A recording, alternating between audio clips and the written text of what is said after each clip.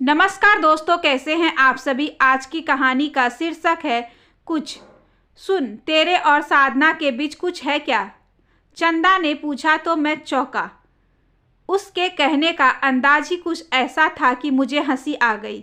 बड़ी मुश्किल से अपनी हंसी रोकते हुए मैंने पूछा, कुछ से मतलब? कुछ यानी कुछ। चंदा झेप सी गई। वह यह नहीं कह सकी कि कुछ से उसका आशय क्या है, लेकिन मैं समझ गया था, इसलिए संजीदा होकर बोला, तुम्हें कैसे लगा कि ऐसी कोई संभावना है? चंदा शायद इस सवाल के लिए तैयार नहीं थी। अचकचाते हुए बोली, अरे मैं ही क्या, सभी लोगों को लगता है कि वह हमेशा तुम्हारे ही बारे में बतियाती रहती है। तुम सामने होते हो तो उसके बोलने का अंदाज ही बदल जाता है।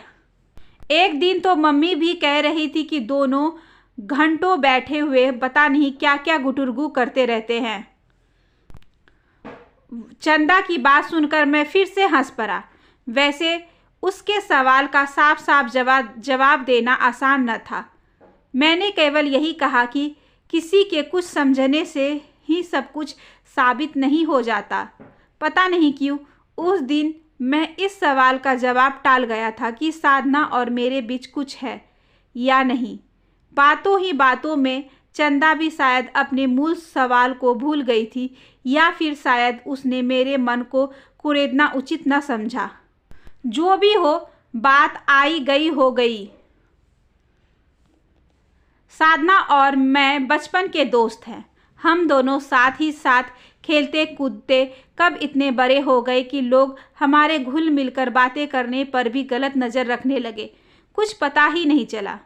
चंदा उम्र में हम दोनों से 2-3 साल बड़ी है, लेकिन वह भी हमारी दोस्त है। शुरुआत में हम तीनों के परिवार एक ही मोहल्ले में रहा करते थे। बाद में मोहल्ले बदल गए, पर दोस्ती कायम रही, अपनापन बना रहा। साधना और मेरी कई आदतें बहुत मिलती जुलती हैं। ये आदतें पहले भी थी, अभी भी हैं। पीठ पीछे किसी की आलोचना करना ना उसे पसंद था, ना मुझे। जीवन को कैफियत और शालीनता के साथ जीने की पक्षधर वो भी रही, मैं भी। आलू की सब्जी हम दोनों ही चाव से खाते थे, और बैगन से दोनों को ही बहुत चिढ़ है।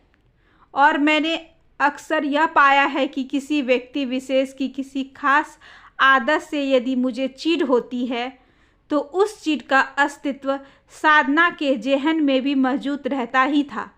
हालांकि सामने होने पर हम दोनों एक दूसरे को यह जताते थे कि हम आपस में कोई मतलब नहीं, लेकिन जब कभी मिले बहुत दिन हो जाते तो लगता था मानो दिनचर्या का कोई जरूरी क्षण लगातार उपेक्षित हो रहा हो।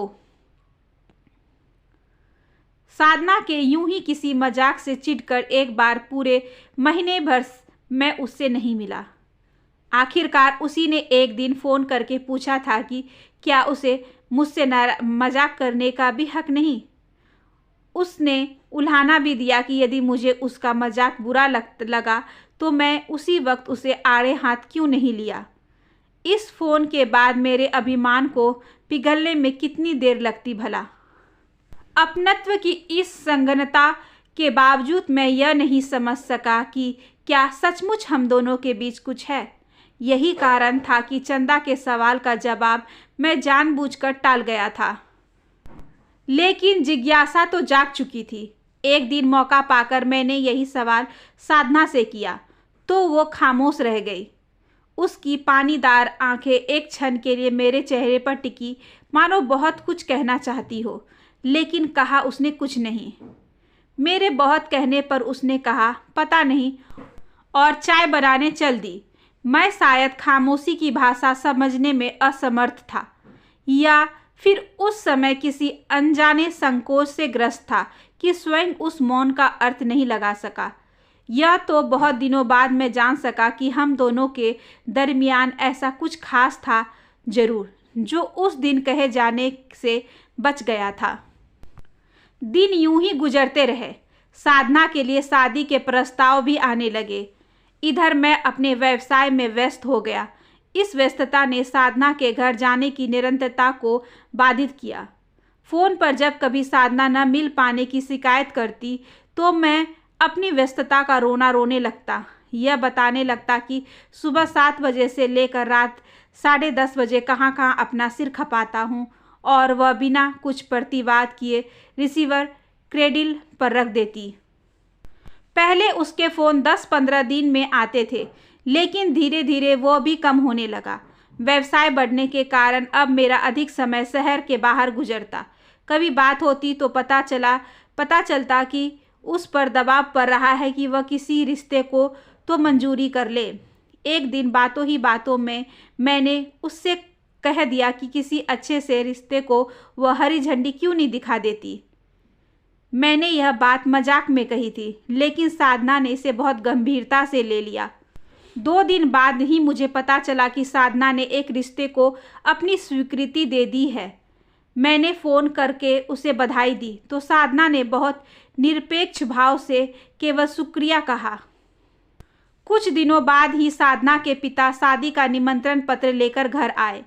उन्होंने बताया कि लड़का डॉक्टर है, काफ़ी संपन्न परिवार है, साधना वहां जाकर राज करेगी। वो मुग्ध भाव से सारी संभावनाओं को रेखांकित कर रहे थे और मैं अनमने भाव से उनकी बातों को सुनता रहा। फिर एक दिन बारात आई, फिर फेरे हुए और साधना विदा भी हो गई। शादी के कुछ दिनों बाद ही एक दिन चंदा रास्ते में मिल गई। मिलते ही उसने शिकायत की, साधना की शादी में तुम दिखाई नहीं दिए अनूप। वहाँ तुमको सबने बहुत मिस किया। कहाँ चले गए थे उस दिन? यहीं था, मैंने संक्षिप्त सा उत्तर दिया। फिर आए क्यों नहीं साधना के यहाँ? चंदा चौंकते हुए बोली, पता है विदाई के समय भी न जाने क्यों मुझे ऐसा लगता रहा मानो साधना की भीगी आंखें तुम्हें ही तलाश रही हो। मैं एक क्षण खामोश रहा, फिर बोला, मुझे खुद को यह पता नहीं कि चंदा मैं उस दिन साधना के घर पहुंचा क्यों नहीं। बस हर क्षण मन को यह लगता रहा जैसे अंदर ही अंदर कुछ दरक रहा है, कुछ ऐसा जिसे वर्षों से अपने भीतर सहेज कर रखा हुआ था। कुछ यानी चंदा की सवालिया निगाहें मुझ पर टिक गई। कुछ यानी कुछ, मैंने कहा और हम दोनों हंस दिए, पर वह एक उदास हंसी थी। आशा करती हूँ कि आज की ये छोटी सी कहानी आपको अच्छी लगी होगी। अगर अच्छी लगी हो तो please like, share and subscribe करें हमारे चैनल को। ज़्यादा से ज़्यादा शेयर करें और बेल आइकन को ज़रूर प्रेस कर लें ताकि अगली वीडियोस की नोटिफिकेशन आपके पास सबसे पहले पहुँचे। धन्यवाद।